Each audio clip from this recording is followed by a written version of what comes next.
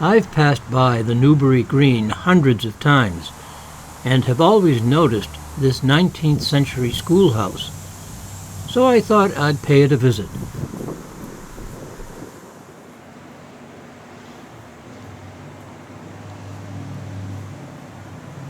Well, my name is Lon Hockmeister. I'm with the Newbury Historic Commission, and this is our 1877 schoolhouse, which was restored for the 350th anniversary of Newburyport.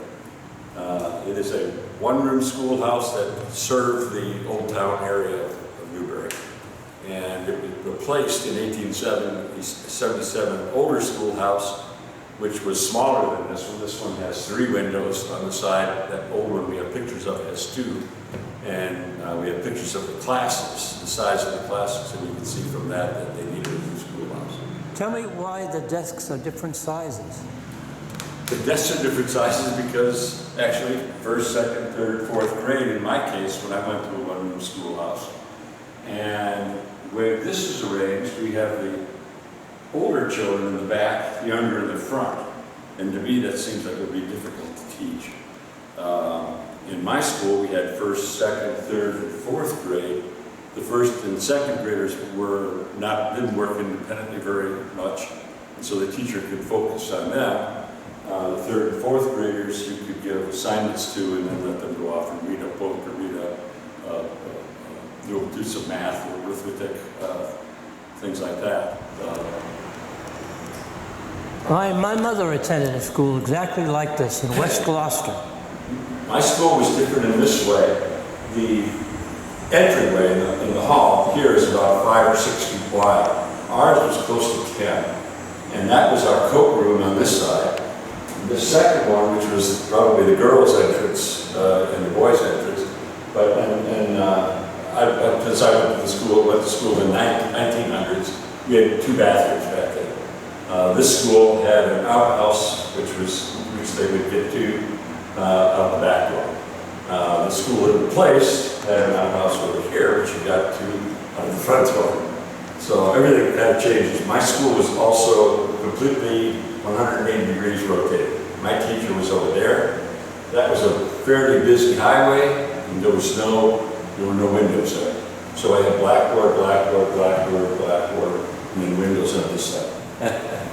And what year did you say this was? 1877. 1877. We don't know when the one replaced was built. We just haven't been able to find it in records.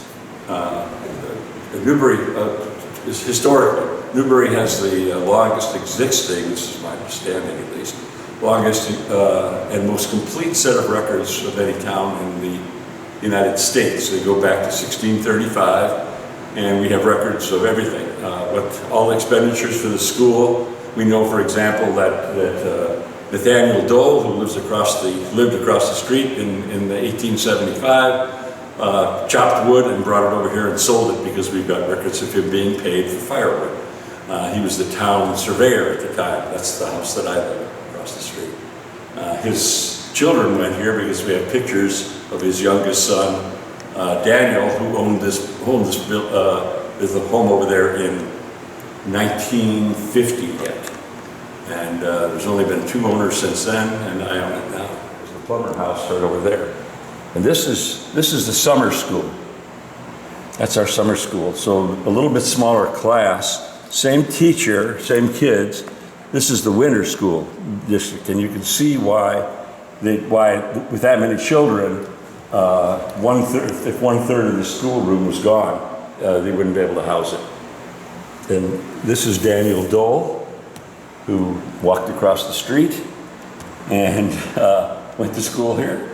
And he lived in my house, and he inherited the house and still owned it. And we know in '48 because they had a party here and went across the street and had tea.